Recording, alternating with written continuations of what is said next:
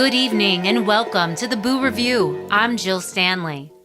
Tonight we delve into the extraordinary story of Rosanna Clark, also known as the Sage of Poughkeepsie.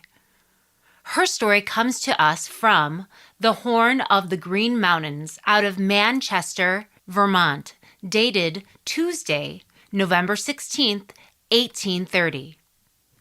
It's a tale steeped in mystery and intrigue. It unearthed the heroic deeds of this ordinary woman whose supernatural encounter led to the resolution of a series of gruesome murders.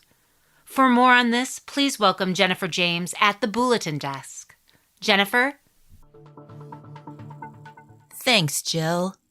In the winter of 1826, Rosanna Clark was a free black woman living in Poughkeepsie, New York, and many said she was the finest dressmaker in the Hudson River Valley. She and her husband, David, owned their own shop on Oak Street and were highly respected by their neighbors. Rosanna was a faithful member of her local church and a member in good standing of the local chapter of the Anti-Slavery Society. She considered herself down to earth and rational, and not at all outlandish or flighty in her beliefs, which is why she absolutely refused to believe that she was seeing a ghost in her front yard. She had happened to glance up from her work and saw a stranger outside, a young man with wet, sandy-colored hair and soaking wet clothes leaning against her garden wall, looking lost. Rosanna was wary, but since the Erie Canal had just opened, there were often strangers passing through town on their way west. David had gone to New York buying fabric, but James, their gardener, was within earshot, and she asked him to check on the young man in the garden and find out where he was headed and whether he needed any help. James returned a few moments later, confused, and said he had seen no one in the garden. Rosanna could still see the young man from her window and sent James out again. And again James returned, apologetic, unable to discern anyone in the yard. Exasperated by these proceedings and unable to return to her work, Rosanna headed to the yard herself. The young man looked up at her as soon as she emerged from her home. In a soft voice, sounding almost apologetic, he said his name was Jacob Pound, and he had been cutting ice on the Hudson River, but he had fallen through. And then he asked if Rosanna would be kind enough to tell his mother in Milton, who was looking for him, that he was stuck against a twisted oak tree on the west bank of the river. Rosanna, flabbergasted, said nothing at this. A moment later, young Jacob Pound vanished before her eyes in the empty air and was gone. Rosanna did send a message with James across the river to Milton, and folks raised up quite a stir when the mortal remains of young Mr. Pound were discovered right where the note described. Rosanna gained something of a reputation at this point, but no such thing happened to her again until the following spring. Late one night, Rosanna snapped awake in alarm. She was not sure if it was a sound she had heard, but in her sleep-addled mind she thought someone or something had touched her. David was gone to New York again, and there was no one in the house but her young children. Rosanna waited a moment in the dark before hearing a soft sound, like a wheezing breath. She called her children's names softly, but there was no reply. There was the sound of a footstep in her bedroom, and then a second, drawing closer to her bed. Suddenly, she felt something in the dark close around her throat, as a loud and ragged moan filled the room. Rosanna could not breathe. She could not scream. Her entire bed began to shake. A framed picture bounced against the wall, and her bedroom windows rattled. Rosanna struggled to rise, but the grip on her throat tightened. Her throat felt as if it was filled with burning coals. Sparks flashed before her eyes. She tried to pray, but could not utter a word. All at once, the grip released her, and she took several shuddering breaths. The room stopped shaking, but she felt a presence there with her.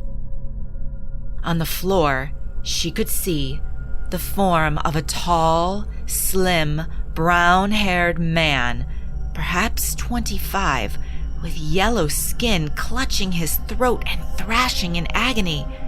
The front of his shirt was stained with vomit, and as she watched, he raised up to his hands and knees and heaved a stinking putrescence upon her bedroom wall. Then, with a final lurch, he fell to the floor and grew still.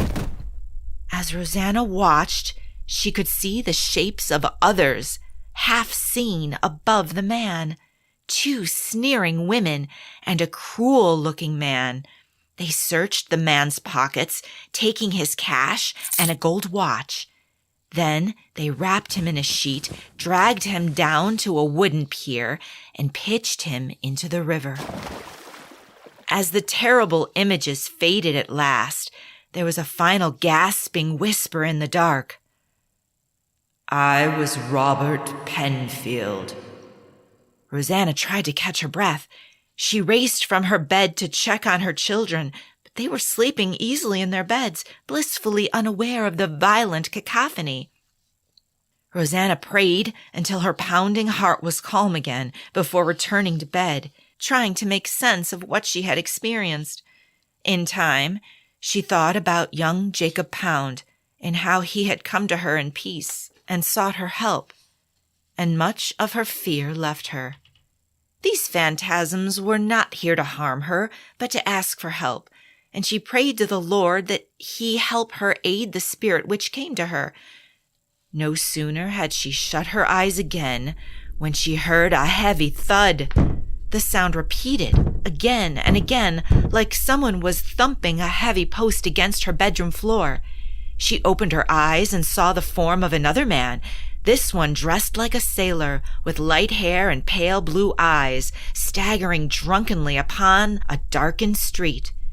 She heard another thump, and the man seemed to hear it too, and he turned at the sound and saw 2 women holding clubs and a man holding a heavy wooden post.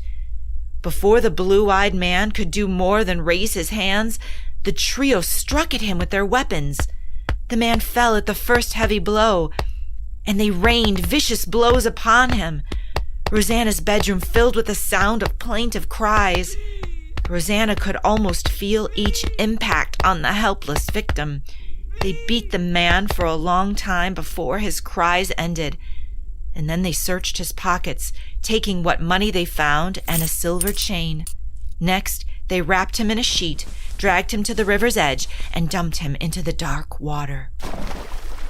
The images started to fade again, but this time Rosanna called out softly into the darkness, "Who are you?" A voice answered, "I was Hezekiah West, and I was murdered by Stratton Butler 8 weeks ago on the 4th of February." Rosanna knew the name, and she knew the man, and the man was one she frequently warned her children to avoid. Butler was known to be cruel to children and vicious with animals, but her blood chilled to think of him as a murderer as well. "I will tell your story, Hezekiah." There was no answer. For a 3rd time that night, Rosanna heard phantom sounds rising in her bedroom. This time, she saw a man older than the others, perhaps 50, wearing a long gray scarf and a ruby ring, slowly backing away from a pair of women holding knives. Rosanna heard a woman's voice, Stratton's sister, threatening that they would bury their knives in the man's blood.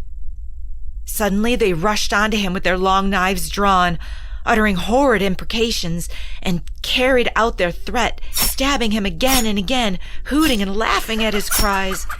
At length they stood back from the wounded man, and he staggered and fell. He lifted up his hands for mercy, choking and sobbing and bleeding from his many wounds.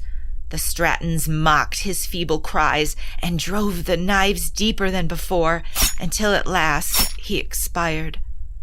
The women searched their victim for money and took whatever they fancied, including the ruby ring. Then they dragged his body to the river's edge and hurled him into the icy water. Tell me your name, spirit, and I will do what I can to ease your pain. I was Robert Copeman. I was murdered and robbed 2 weeks ago by the Strattons. My body lies under a tangle of fallen trees and ice south of the ice house where the river bends. I will tell your story, spirit, and see that justice is done so you can rest. In the morning, Rosanna walked to the police office and told the magistrate under oath what she had experienced the night before. She told him what the Strattons had done, where their victims' bodies might be found in the river, and that among the possessions taken were a gold watch, a silver chain, and a ruby ring. The magistrate knew Rosanna by her reputation, and he found her testimony credible. Deputies searched the river and found the bodies of the 3 murder victims. They searched the Strattons' house and found the gold watch, the silver chain, the ruby ring, and evidence of other crimes. Upon being questioned, the Strattons each turned on the others, until each condemned the rest by their own admissions. So were the bodies of the victims laid to rest, and the guilty punished. And as for Rosanna Clark, she remained a respected, down-to-earth community member and faithful churchgoer for the rest of her life, even as her local celebrity grew, drawing hundreds to see the wise woman on Oak Street, known affectionately as the Sage of Poughkeepsie. Back to you, Jill. Wow, thank you for that, Jennifer. What a brave woman whose extraordinary ability not only exposed those sinister deeds, but also brought justice to the departed souls. Well, that's it for tonight's edition of the Boo Review. Thank you so much for tuning in. The Boo Review is a Common Mystics Media production in association with Access Paranormal. Story by Dennis Brose. Edited by Yokai Audio, Kalamazoo, Michigan. For more information, please check out our website, commonmystics.net. Tune in to Common Mystics Podcast wherever you're listening to your favorite podcast. Thank you so much. Good night.